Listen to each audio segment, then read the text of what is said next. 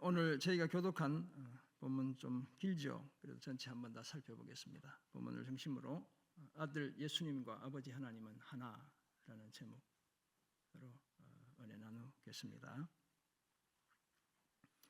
삼위일체 교리가 이렇게 사실 성경에 삼위일체라는 말이 없잖아요. 그래서 이제 교회가 회의를 통해서 이제 교리를 정립하게 되는데 그 정립에 중요한 역할을 했던 그 공회 중에 하나가 이제 니케아 공회입니다. 이제 니케아 공회 또는 종교 회의를 그림으로 그려 놓은 그 콘스탄티누스 황제에 의해 개최가 되었고 AD 325년에 열리게 되었습니다. 그 결과물이 니케아 신경이라고 이렇게 이야기합니다. 나이슨 크리드 이렇게 이야기하는데, 이 니케아 신경은 예수님, 아들 예수님과 아버지 하나님의 존재 방식을 이렇게 설명하고 있습니다. 제가 한글과 영어로 가져와 봤습니다. 한 분, 주 예수 그리스도는 하나님의 독생자로서 영원 전부터 아버지로부터 나셨다. 이렇게 이제 정의를 한 겁니다. 이처럼 예수님은 하나님이 만든 존재가 아니고, 영어로 하면 이것은 make 했다 이렇게 하는데, 그런 존재가 아니고 하나님으로부터 나신 존재, 영어 표현을 보면 beget이라는 단어가 사용되고 있습니다. 나신 존재입니다. 여기서 낳는다는 것은 아버지가 된다는 뜻이고, 만든다는 것은 창조주가 된다는 뜻입니다. 우리가 낳는 것은 우리와 같은 종류이고, 우리가 만드는 것은 우리와 전혀 다른 종류에 속하죠. 하나님이 태초에 사람은 만드셨지만 예수님은 영원 전부터 낳으셨습니다. 그렇다면 하나님이 하나님을 낳았다 이렇게 말할 수 있겠습니다. 그 관계가 아버지와 아들인 것입니다. 그래서 아들 예수님과 아버지 하나님은 본질적으로 하나입니다. 서로 다른 인격으로 계시지만 영원히 하나입니다. 우리 기독교는 이런 아버지 하나님과 아들 하나님, 그리고 아버지와 아들 하나님으로부터 나오시는 성령 하나님이 한 분 하나님이심을 믿습니다. 그래서 이것이 삼위일체입니다. 오늘 찬양을 통해 삼위일체 하나님을 노래했다, 우리가 이렇게 이해할 수 있습니다. 그런데 예수님 시대의 많은 유대인들은 예수님과 하나님의 이런 관계를 제대로 이해하지 못했습니다. 그래서 자신이 하늘로부터 내려온 하나님의 아들이고 아버지 하나님과 자신이 하나라는 예수님의 이 말씀은 유대인들로부터 큰 적대감을 불러일으켰습니다. 저들은 화석화된 자신들의 종교와 왜곡된 인식의 틀에 갇혀 하나님의 존재 방식이나 그 섭리를 제대로 이해하지 못했습니다. 하나님의 말씀을 맡은 백성으로서 하나님을 가장 잘 안다고 생각했지만 실상은 하나님에 대해 무지했고, 그래서 아들 하나님을 적극적으로 반대하고 대적했습니다. 저들의 이런 무지와 오만은 그에 따른 역사적 책임이 불가피했습니다. 그래서 예수님 이전 시대에도 식민 지배 상태에 살았지만 예수님 이후에도 2차 대전 끝날 때까지 유대인들은 나라 없는 떠도는 민족으로 살아야 했죠. 오늘 보면 요한복음 10장 22절에서 42절은 사람들의 믿음과 관계없이 아들 예수님과 아버지 하나님은 하나라고 말씀합니다. 예수님은 자신이 행하는 일을 통해 자신이 메시아, 그리스도라는 사실을 분명히 나타내셨죠. 하지만 사람들은 하나님만 하실 수 있는 일을 예수님이 하시는 것을 보고도 예수님을 믿지 않았습니다. 저들은 예수님이 자신은 그리스도이고 자신과 하나님은 하나라고 말씀하시자 돌을 들어 치려 했습니다. 예수님이 신성모독의 죄를 범한다고 생각했기 때문이었죠. 예수님이 아버지 안에 있고 아버지께서는 예수님 안에 계시다는 사실을 도무지 믿지 못했습니다. 저들의 이런 불신앙에도 불구하고 예수님은 아버지에게서 나신 아들 하나님입니다. 그 본질이 아버지와 똑같은 아들인 것입니다. 이런 이해를 바탕으로 우리는 오늘 본문을 통해 예수님과 관련해서 다음과 같은 몇 가지 사실을 함께 찾고 은혜 나누려 합니다. 첫째, 예수님의 양들은 예수님을 믿고 따른다는 사실을 오늘 본문이 말씀하고 있습니다. 10장 앞부분에 양의 문, 양의 목자 이런 이미지와 이제 같이 연결되는 그런 말씀이 이어지고 있다. 우리가 이렇게 이해할 수 있겠습니다. 둘째, 오늘 보면 30절에서 예수님과 하나님 아버지는 하나라는 사실을 말하고 있습니다. 그리고 예수님의 답답한 마음에서 비롯된 것인데 예수님이 행하시는 일은 믿어야 한다는 사실을 오늘 본문이 말씀하고 있습니다. 결국 그것은 나를 믿어야 한다. 이런 이야기를 주님이 에둘러 하시는 말씀이다. 이렇게 이해할 수 있죠. 초막절에서 시작되었던 예수님의 강화가 끝이 났고 수전절이 찾아왔습니다. 오늘 보면 이제 수전절에 대한 이야기를 하고 있죠. 이 수전절은 포로 후기 유대인들이 지키던 하누카라는, 이렇게 아마 몇 번은 들어보셨을 거예요. 하누카로 불리던 명절인데요. 유대력으로 키슬레브월 25일에 지키던 명절이었습니다. 우리가 이제 설날이 29일이 이제 설날이죠. 그처럼 유대인들이 이제 명절을 지키는데 이 수전절도 그 명절 중에 하나예요. 이 키슬레브월은 유대력 달력으로 9번째 달이 되겠습니다. 유대인들은 9월인데 요즘 그 달력으로 하면 11월 중순부터 12월 중순이에요. 그 월에 25일이니까 12월 한 10일 이 정도 됐다 이렇게 보시면 되죠. 때가 이제 겨울철인 거예요. 이 하누카 곧 수전절은 기원전 165년에서 164년에 유다 마카비라는 이 혁혁한 이제 인물이 등장하게 돼요. 온갖 악행을 자행하던 헬라의 셀류쿠스 왕조를 몰아내고 예루살렘 성전을 다시 봉헌한 사건을 기념하는 명절입니다. 이제 알렉산더가 죽고 나서 헬라 제국이 사분 오열되잖아요. 이제 팔레스타인을 지배했던 왕조가 이제 셀류쿠스 왕조인데 거기에 등장하는 못된 왕이 안티오쿠스 에피파네스 4세라는 왕이 등장해요. 그리고 성전에서 막 돼지를 잡고 돼지피를 제단에 뿌리고 막 이런 이제 성전 제사를 모독하는 일을 벌였어요. 그때 유다 마카비가 이제 등장해서 저들을 제압하고 성전을 보수하고 다시 봉헌하는 것을 기념하는 명절이 바로 하누카, 이 수전절이에요. 이 수전절은 성전을 닦다는 뜻이잖아요. 이제 이것은 새롭게 하다, 갱신하다 이런 의미가 있고 하누카는 봉헌하다, 하나님께 다시 바치다 이런 의미가 있는 그런 명절이 되겠어요. 그렇게 시작된 명절이 지금 예수님 시대는 여전히 로마의 식민 지배를 받고 있죠. 그런 시대에도 계속해서 그 명절이 100여 년 이상 150년 가까이 지켜져 오고 있다. 이렇게 우리가 이해할 수 있습니다. 8일간의 명절 기간 내내 성전 또는 촛대의 불을 환하게 밝히던 빛의 축제였습니다. 그래서 예루살렘 이렇게 갔다 오신 분들 또는 이스라엘에서 오시는 분들 보면 촛대 이렇게 주시는 거, 가지로 이렇게 된 촛대 그림으로 보신 거 있죠? 이게 이제 모세가 떨기나무 불꽃을 보았던 것을 이제 형상화한 것이다 이렇게 이야기해요. 그러면 이제 가지가 좌우로 있는데 오른쪽 4개, 왼쪽 4개, 그 중앙에 1개 이렇게 되어 있어요. 이 중앙에 1개는 좌우에 있는 그 촛대에 불을 밝히는 데 쓰는 도구예요. 그럼 이제 첫날에 하나를 밝히고 둘째 날 2개, 마지막 날은 8개 다 밝히는 빛의 축제가 바로 하누카다 이렇게 이해할 수 있습니다. 그 명절에 빛이신 예수님이 다시 예루살렘 성전을 방문했고 오늘 본문의 대화가 이어지게 되었습니다. 이런 예를 바탕으로 오늘 본문에서 발견하는 첫 번째 사실로 예수님의 양들은 예수님을 믿고 따릅니다. 이전에 예수님은 자신을 양의 문이라고 말씀하신 바 있습니다. 문인 예수님을 통해 출입하는 양들은 예수님으로 인해 구원을 받고 들어가며 나오며 꼴을 얻습니다. 더구나 예수님은 양들을 위해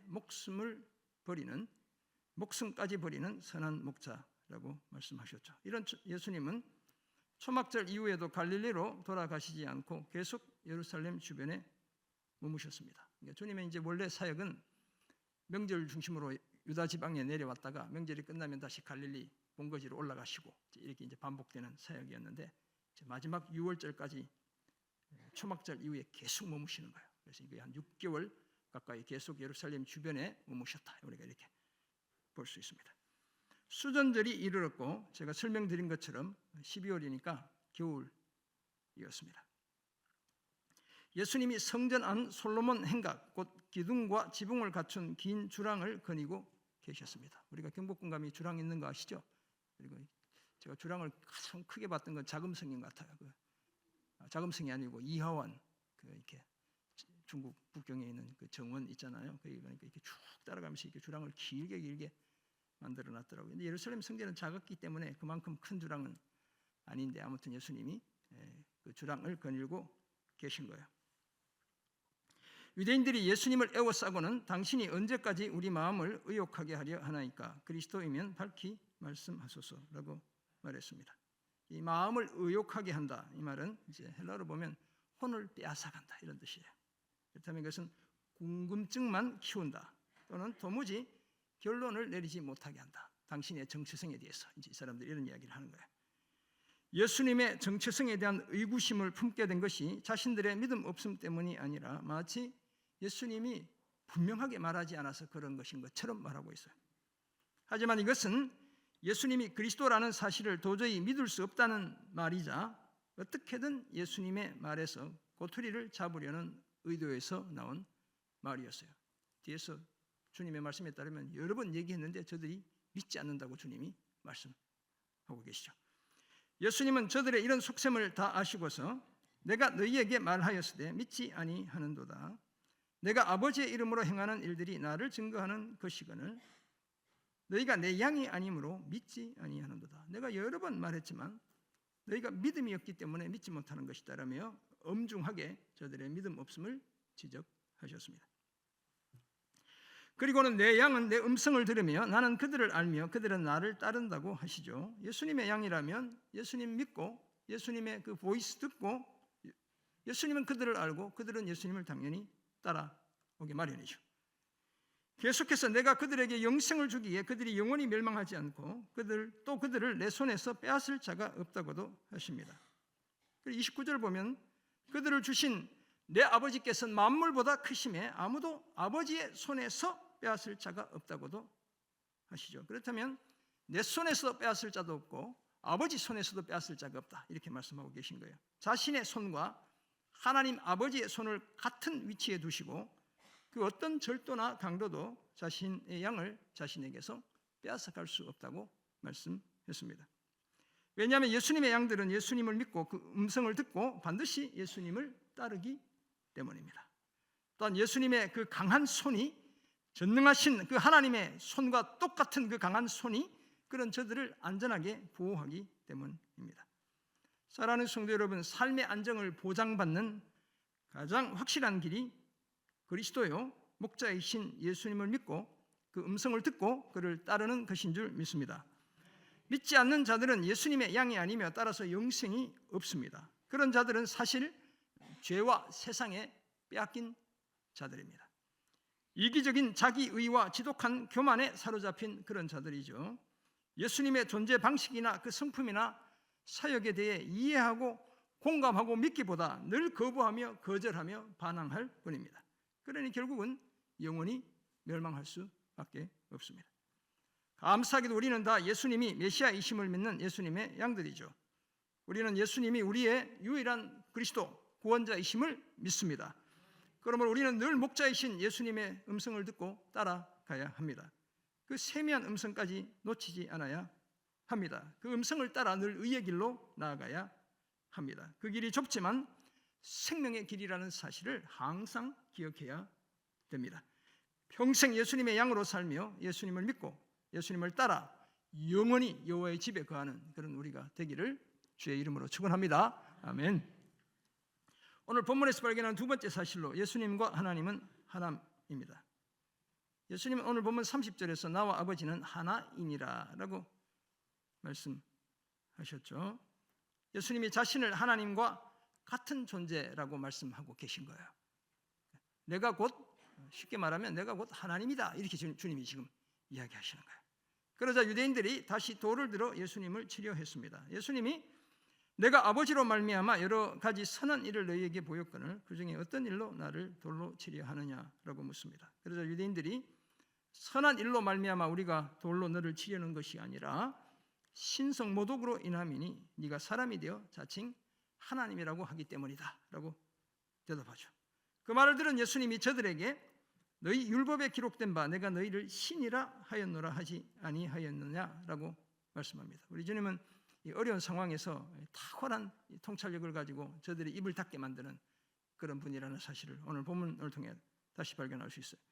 시편 82편 6절을 인용하신 것이죠. 이렇게 기록되어 있습니다. 내가 말하기를 너희는 신들이며, 엘로힘 하나님께 사용되는 그 단어가 사용되고 있어요. 내가 너희를 다 지존자의 아들이라 이렇게 기록되어 있다는 것이죠. 이 지존자는 누굴 가리킬까요? 하나님을 가리키고 하나님의 아들이다 이렇게 말했다는 겁니다. 그러신 다음 성경은 폐하지 못하나니 하나님의 말씀을 받은 사람들을 신이라 하였거늘 하물며 아버지께서 거룩하게 하사 세상에 보내신 자가 나는 하나님의 아들이라 하는 것으로 너희가 어찌 신성모독이라 하느냐라고 말씀하시죠. 말씀을 받은 자, 그 말씀을 지키지도 않는 저들도 하나님의 아들이고 신이고 하나님의 지존자의 아들이라고 말하는데 하나님께서 직접 보낸 내가 하나님의 아들이라고 얘기하는 것이 왜 신성모독이냐, 이런 이야기를 주님이 하고 계신 거예요. 이처럼 예수님은 자신의 신적 정체성을 전혀 숨기지 않았습니다. 자신이 그리스도라는 사실을 자신이 아버지의 이름으로 행하는 일들이 증거한다고 말씀하셨죠. 그리고 자신과 아버지는 하나라고 하십니다. 자신은 아버지께서 거룩하게 하사 세상에 보내신 하나님의 아들이시기에 신성모독이라는 죄, 그 죄목은 자신에게 전혀 어울리지 않는 죄목이라고 말씀하고 계십니다. 요한복음 17장에서 예수님은 제자들을 위해 기도하시며 이렇게 기도하시죠. 11절 보면 나는 세상에 더 있지 아니하오나 그들은 세상에 있사옵고 나는 아버지께로 가옵나니 거룩하신 아버지여 내게 주신 아버지의 이름으로 그들을 보존하사 우리와 같이 그들도 하나가 되게 하옵소서. 이렇게 기도하죠. 그럼 예수님과 아버지 하나님이 하나라는 전제로 우리와 같이 제자들도 하나 되게 하옵소서 이렇게 기도하는 거예요. 계속해서 21절 보면 아버지여 아버지께서 내 안에 내가 아버지 안에 있는 것 같이 그들도 다 하나가 되어 아버지와 내가 서로 안에 거하면서 하나가 된 것처럼 그들도 다 하나가 되어 우리 안에 있게 하사 세상으로 아버지께서 나를 보내신 것을 믿게 하옵소서라고 기도하시죠. 그리고 22절 보면 내게 주신 영광을 내가 그들에게 주었사오니 이는 우리가 하나 된 것 같이 그들도 하나가 되게 하려 함이니이다. 아버지 하나님과 아들 예수 그리스도 자신이 하나라는 사실을 반복적으로 말씀하시고 그 하나됨이 제자들의 유니티, 연합의 모델이라는 사실을 제시하고 계신 거예요. 사랑하는 성도 여러분, 이처럼 아버지 하나님과 아들 예수님은 하나입니다. 본질이 하나라는 사실을 말씀하고 있습니다. 하나님은 삼위로 계시죠. 그래서 영어로 보면 God is three persons 이렇게 표현합니다. 하나님은 세 인격으로 존재하신다는 거예요. 하나님의 존재 방식이 그래서 성부 하나님, 성자 하나님, 성령 하나님 이렇게 계시죠. 그리고 각각 완전한 하나님입니다. Each one is fully God. 각 위격의 하나님, 성부 하나님, 성자 하나님, 성령 하나님이 다 완전한 하나님이라는 거예요. 따라서 하나님은 한 분입니다. There is one God. 아버지와 아들은 구분은 가능하지만 분리는 불가능합니다. 그래서 예수님은 말씀이시고 아들이실 뿐만 아니라 요한복음 1장 1절에 따르면 하나님이라고 말씀하고 있습니다. 하나님이 이런 존재 방식을 이해하지 못한 유대인들은 예수님이 자신을 메시아라고 하나님의 아들이라고 하나님과 자신이 하나라고 말할 때마다 신성모독의 죄를 짓는다고 여겼습니다. 믿고 따라야 할 존재가 아니라 하루라도 빨리 제거해야 할 존재로 간주했죠. 예수님을 향한 적대감이 수그러들지 않았고 결국 주님을 십자가에 매달아 죽게 하고 맙니다. 하지만 우리는 예수님과 하나님이 하나라는 사실을 분명히 믿습니다. 예수님은 우리의 그리스도요 하나님의 아들이시요 하나님이라는 사실을 믿습니다. 이 믿음을 통해 우리가 의롭게 되고 구원에 이르게 된 줄 믿습니다. 이 믿음으로 우리가 세상도 이길 줄 믿습니다. 그러므로 예수님이 하나님과 하나라는 사실을 분명한 신앙으로 고백하며 구원의 확신 속에 살아가는 그런 우리가 되기를 주의 이름으로 축원합니다. 아멘. 오늘 본문에서 발견하는 세 번째 사실로 예수님이 행하시는 일은 믿어야 합니다. 이건 이제 주님이 하도 답답해서 하시는 말씀이에요. 자신을 두고 신성모독죄를 범한다고 말하는 유대인들을 향한 예수님의 말씀이 계속 이어집니다. 예수님은 37절 보면 저들에게 만일 내가 내 아버지의 일을 행하지 아니하거든 나를 믿지 말려니와 이렇게 말씀하시죠.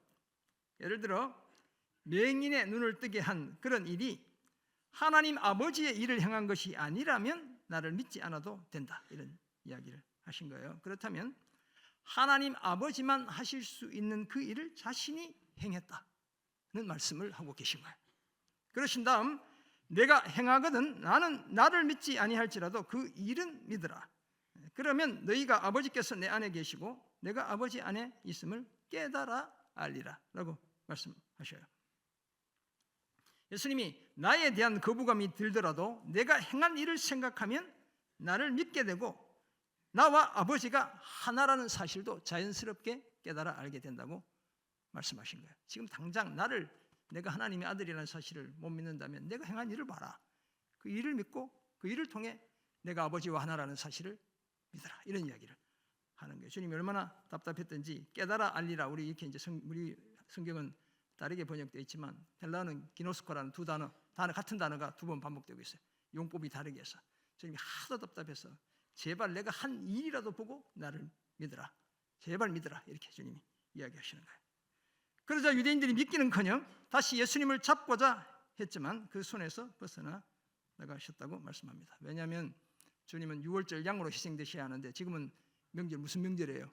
수전절이에요. 6월절까지 아직 석 달 기다리셨다가 이제 돌아가시게 되는 거예요. 이후 예수님이 다시 요단강 저편 요한이 처음으로 세례 베풀던 곳에 가셔서 거기 잠시 거하시죠. 요한복음 1장 28절에 따르면 그곳은 요단강 건너편의 베다니라는 곳입니다. 이건 이제 예루살렘에서 가까운 베다니 말고 그건 오리밖에 안 된다고 요단강 근처에 물이 많은 이제 요한복음 3장 23절 보면 에논이라는 지명으로 표현되기도 해요. 많은 사람들이 그곳에 와서 말하기를 요한은 아무 표적도 행하지 아니하였으나 요한이 이 사람을 가리켜 말한 것은 참이라고 합니다. 그리하여 거기서 많은 사람이 예수를 믿게 되었다고 42절이 전하고 있습니다. 예수님이 행하시는 그 선한 일을 통해 예수님을 믿게 된 자들도 있었던 것이죠.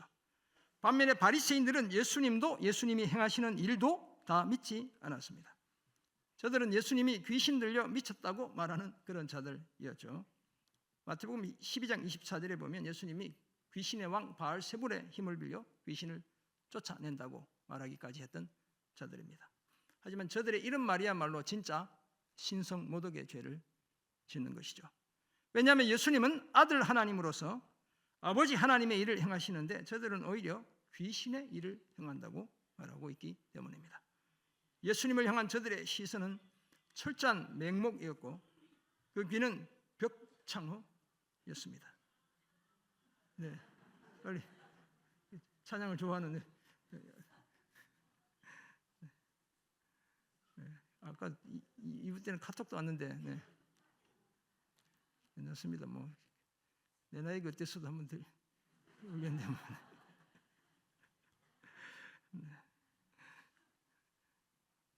맹목 제대로 보지 못하고 벽창호 귀는 닫혀 있으니까 예수님을 제대로 인식하거나 예수님 음성을 제대로 들을 수가 없죠. 결국 예수님과 예수님의 구원으로부터 멀어지고 맙니다. 예수님이 행하시는 일마저 철저히 외면하고 믿지 않았기 때문이었습니다. 사랑하는 성도 여러분, 눈에 보이지 않고 귀에 들리지 않고 손에 잡히지 않는 예수님을 믿기가 어려울 때도 가끔씩 있죠. 하지만 그런 때에도 우리는 예수님이 행하시는 일은 믿어야 합니다. 예수님이 하나님 아버지의 이름으로 행하시는 일이 예수님이 하나님의 아들이시고 하나님과 하나라는 사실을 증거하기 때문에 그렇습니다. 예수님의 탄생과 그 행하신 표적들과 그 죽음과 부활이 예수님이 우리의 그리스도라는 사실을 분명히 증거하고 있습니다. 물이 변하여 포도주가 되게 하시고 왕의 신하의 아들을 원격으로 치료해 주시고 38년 된 병자를 베데스다 못에서 고쳐주시고 오병이어로 5,000명 먹이시고 물 위를 걸어오시고 날 때부터 맹인된 소경의 눈을 뜨게 하시고 죽은 나사로 이제 11장 다음 주부터 우리가 보게 될 텐데요.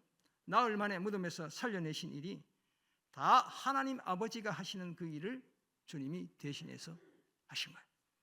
이 모든 일은 아들 예수님이 아버지 하나님과 하나이시기에 하실 수 있는 일들입니다.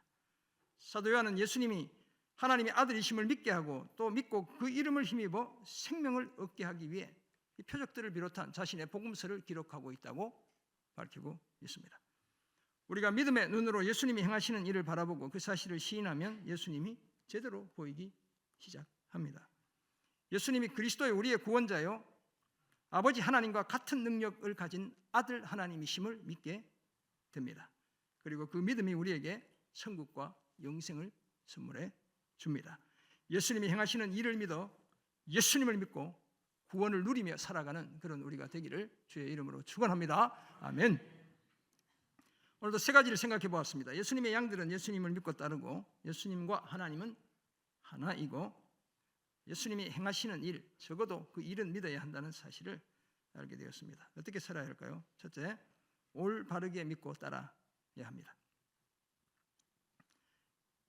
우리가 예배 때마다 찬양 부른 다음에 뭘 고백해요? 사도신경을 고백하죠. 사도신경. 네. 새벽기도 오시는 분들은 날마다 고백하고 예배 한 번 오시는 분들은 주일 예배 시간에 이제 고백하는데 이 사도신경의 이 고백대로 우리가 고백적인 신앙을 살아야 돼요. 우리 성경을 보면 사도신경 이 앞에 이제 잘 기록되어 있잖아요. 이렇게 보면 이렇게 제일 앞에 사도신경이 있어요. 주기도문 사도신경이 있는데 두 가지 종류로 기록되어 있습니다. 제가 밑에 버전으로 한번 주어를 나 대신 우리라는 주어로 바꾸어서 한번 가져와 봤어요. 우리는 전능하신 아버지 하나님 천지의 창조주를 믿습니다. 우리는 그의 유일하신 아들 우리 주 예수 그리스도를 믿습니다. 삼위일체 하나님에 대한 신앙 고백이 이 사도신경에 담겨 있어요. 그중에 가장 많은 부분을 차지하는 게 예수님에 관한 묘사예요. 그는 성령으로 잉태되어 동정녀 마리아에게서 나시고 본디오 빌라도에게 고난을 받아 십자가에 못 박혀 죽으시고 장사된 지 사흘 만에 죽은 자 가운데서 다시 살아나셨으며 하늘에 오르시어 전능하신 아버지 하나님 우편에 앉아 계시다가 거기로부터 살아있는 자와 죽은 자를 심판하러 오십니다.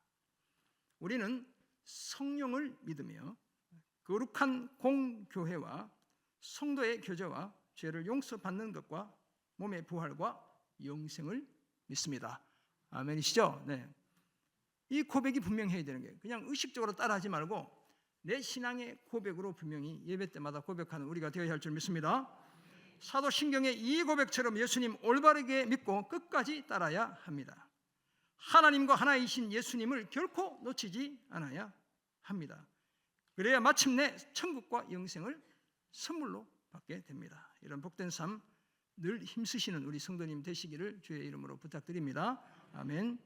두 번째 적용점, 늘 하나님의 일을 행해야 합니다. 예수님은 자신이 하나님의 일을 행하고 있다는 분명한 확신 속에 사셨습니다. 출생, 표적, 죽음과 부활, 승천까지 다 하나님의 일이었죠. 이 땅을 사시는 내내 주님이 하신 모든 것이 다 하나님의 일이었다. 우리가 이렇게 말하고 이해할 수 있습니다. 그렇다면 하나님과 하나이신 예수님을 믿는 우리의 삶도 마찬가지여야 합니다. 우리가 숨쉬고 먹고 말하고 쉬고 자고 깨는 모든 것이 다 하나님의 일이 되게 해야 합니다. 그러기 위해 나를 위해 살지 않고 하나님과 예수 그리스도와 그리스도의 복음과 교회를 위해 살아야 합니다. 내 삶의 이유와 목표가 하나님이고 내 시선은 늘 하나님을 향해야 합니다. 그때 우리가 무엇을 하든지 그 일이 다 하나님의 일이 됩니다. 오늘 예배 마치고 식당에서 이렇게 식사하시는 맛있는 우리 식당의 밥이 맛있대요. 맛있는 거 맞죠? 네, 소문났어요. 수원에 식당에 밥이 맛있다고. 식당에서 밥도 드시겠지만 그 밥을 먹으면서도 우리의 시선이 주님을 향해 있으면 그 밥 먹는 행위가 하나님의 일을 하는 거예요. 그저 맛있는 거 그냥 내 배에 가득 채워야지 이 생각만 하고 있으면 내 일을 하는 거예요. 여러분들 집으로 돌아가셔서 식구들과 함께 음식 준비해서 드시면서 그 가족들의 시선이 하나님을 향해 있으면 그 만찬이 하나님의 일이 되는 거예요. 그저 실컷 먹고 즐기자 이러면 그게 내 일이 되는 거예요. 우리의 시선 처리를 어떻게 하는지에 따라서 내 일이 될 수 있고 하나님의 일이 될 수 있죠. 내 삶의 이유와 목표가 하나님이고 시선을 늘 하나님을 향하게 한다면 무엇을 하든지 우리의 일이 하나님의 일이 될 줄 믿습니다. 그러므로 하나님을 위해 살고 죽어 예수님처럼 우리의 모든 일이 하나님의 일이 되게 하는 우리 모두가 되기를 주의 이름으로 축원합니다. 아멘. 이솝 우화 한 토막 소개해 드리려고 합니다. 사자와 소 세 마리라는 이솝 우화인데 사자도 너무 잘생겼고 소들도 너무 귀여운데 사실은 사자도 못된 사자고 소도 못된 소들입니다. 우화에 따르면 얼룩소, 검은소, 붉은소. 붉은 소가 황소처럼 그려져 있는데 이렇게 이제 세 마리 소가 언제나 함께 잘 다녔어요. 사자는 그 소들을 잡아먹고 싶어서 안달이었습니다. 매일같이 기회를 엿보고 있었어요.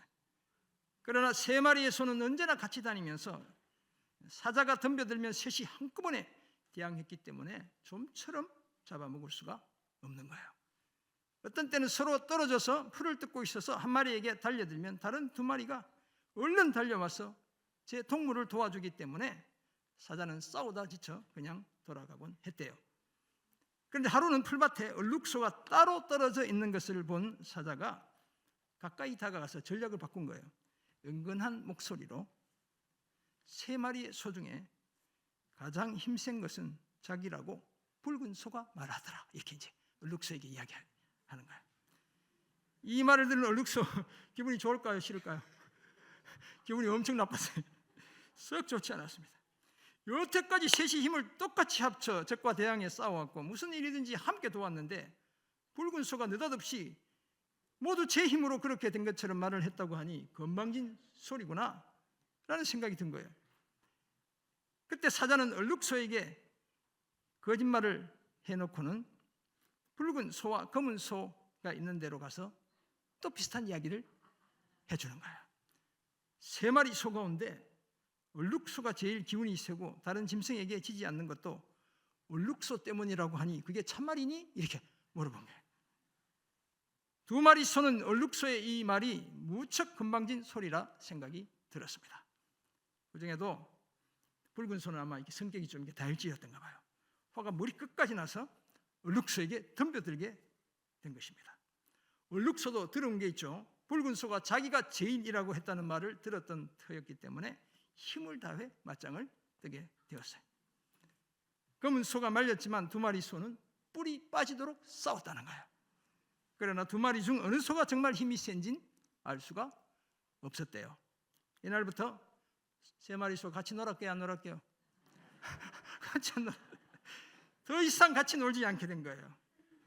사자가 성공했죠. 이관계에 성공한 사자는 좋아라 하며 소들을 차례로 잡아 먹었대요. 슬프죠. 제 얘기가 아니고 이솝한테 따져야 돼요. 이삭이 아니고 이솝입니다. 사랑하는 성도 여러분, 감사하게도 하나님 아버지와 아들 예수 그리스도와 성령 하나님은 불가분리입니다. 때려야 뗄 수 없다는 거예요. 그 무엇도 그 누구도 그 사이를 이간질할 수 없습니다. 그래서 언제나 가장 강력한 힘을 발휘하고 따라서 아들 하나님이신 예수님은 자신의 양들인 우리를 확실히 돌보시고 구원하시는 줄 믿습니다. 오늘 본문에 따르면 예수님의 양들은 그런 예수님을 믿고 따라갑니다. 아들 예수님과 아버지 하나님은 영원히 하나입니다. 그러므로 적어도 이따금씩 예수님이 잘 안 믿겨질 때 예수님이 하셨던 그 일은 믿어야 합니다. 그래야 다시 예수님이 정확하게 보이기 시작하기 때문이에요. 올바르게 믿고 예수님을 따르며 늘 하나님의 일을 행해야 될 줄 믿습니다. 이런 복된 삶 평생 힘쓰는 귀한 성도님들 되시기를 주의 이름으로 축원합니다. 아멘. 기도하겠습니다. 사랑의 주님, 오늘 주신 은혜의 말씀을 기억합니다. 영원히 하나이신 한 분 하나님, 삼위일체 하나님, 특별히 아들 예수 그리스도 우리의 선한 목자 되시고 끝까지 우리 삶을 책임져 주시는 그 은혜와 사랑을 기억합니다. 아버지와 하나로 계시면서 날마다 우리 삶에 간섭하시고 선한 길로 인도하시고 문이 되어 주셔서 들어가며 나오며 꼴을 얻게 하시고 주와 동행하는 은혜의 삶을 살게 하시니 감사드립니다. 평생 우리의 시선 하나님께 향해 우리가 하는 모든 일 하나님의 일이 되는 역사 주여 이루어 주옵소서. 감사드리며 예수님의 이름으로 기도드립니다. 아멘.